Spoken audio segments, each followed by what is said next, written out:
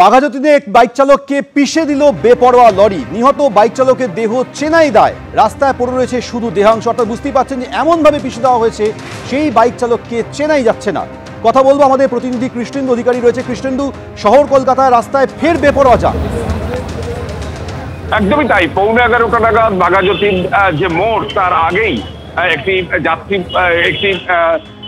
Lorry যাচ্ছিল এবং সেই সময় একটা মোটর বাইক করে একজন আরোহী যাচ্ছিলেন এবং যেটা স্থানীয় প্রত্যক্ষদর্শীরা জানাচ্ছেন যে আচমকাই তাকে পিছিয়ে দেয় এবং এমন মর্মান্তিক ভাবে দুর্ঘটনা ঘটে যে সেই যাত্রীকে রাস্তায় যেভাবে পড়ে থাকতে দেখা যায় তাকে চেনাই যায় না।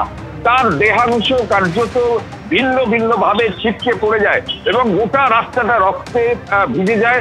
এখনো পর্যন্ত সেই রক্তের দাগ চারিদিকে ছড়িয়ে আছে এবং যেটা প্রত্যক্ষদর্শীরা জানাচ্ছেন যে লরির গতি সেখানে বেশি ছিল এবং সেই লরিটি যাদবপুর থেকে বাঘাযতীনের দিকে আসছিলেন এবং সেই বাঘাযতীন মোড়ের আগেই একটি বাইকে করে একজন আরোহী আসছিলেন এবং তাকে আচমকাই ধাক্কা মারে এবং সজোরে ধাক্কা মারার পর তাকে টেনে হিঁচড়ে কিছুক্ষণ এগিয়ে নিয়ে যায় এবং সেই লরির যদিও যে ড্রাইভার বা চালক তিনি এখনো পর্যন্ত পলাতক।